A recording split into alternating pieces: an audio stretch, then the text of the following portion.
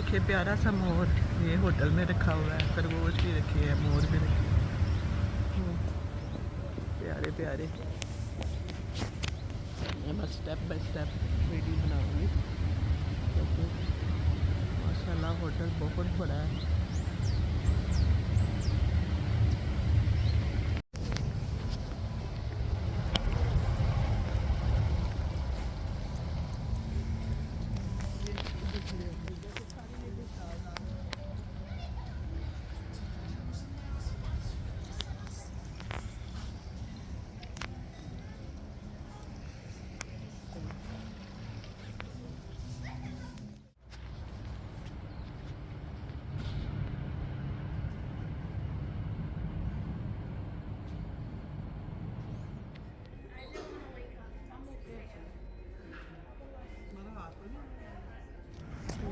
अस्सलाम वालेकुम। ये हमारा होटल में आज आखिरी दिन है, हम जा रहे हैं, बस देखेंगे।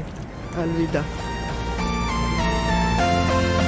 काफ़ी होटल से पहले जा रहे हैं रिसेप्शन पे और फिर एयरपोर्ट पे जमा दवा होने के लिए। देखे फूल भी गुलाब का लगा है, यहाँ माल्टे बहुत लगे हैं।